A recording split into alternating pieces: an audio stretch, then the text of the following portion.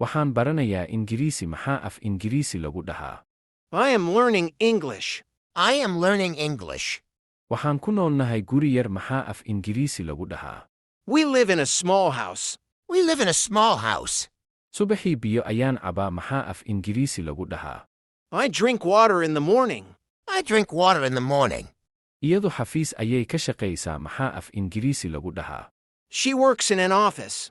She works in an office. Maanta waa faraxsanahay maxaa af Ingiriisi lagu dhahaa? We are happy today. We are happy today. Waxay ku safraan bas maxaa af Ingiriisi lagu dhahaa?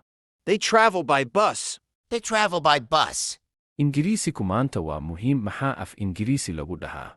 English is important today. English is important today. Waxaan jecelahay biyo qabow maxaa af Ingiriisi lagu dhahaa? I like cold water. I like cold water. Suuqa ayay lug ku tagtaa maxaa af Ingiriisi lagu dhahaa? She walks to the market. She walks to the market.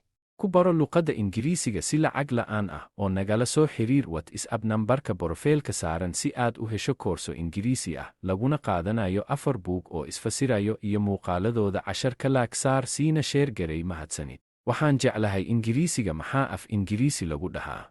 I like English. I like English. Waxaan ahay arday maxaa af Ingiriisi lagu dhahaa? I am a student. I am a student.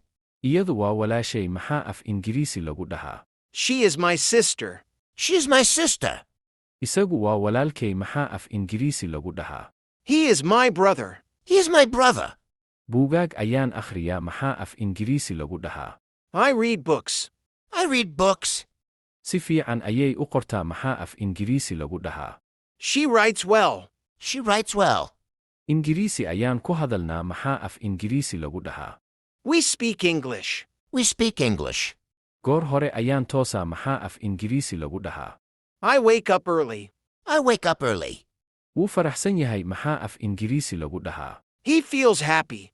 He feels happy. Qoyska ayay caawiyaan maxaa af Ingiriisi lagu dhahaa? They help family. They help family. Maalin walba ayaan bartaa maxaa af Ingiriisi lagu dhahaa? One study daily. One study daily. Internet ayuu isticmaalaa maxaa af Ingiriisi lagu dhahaa? He uses internet. He uses internet. Barashada ayaan jeclahay maxaa af Ingiriisi lagu dhahaa?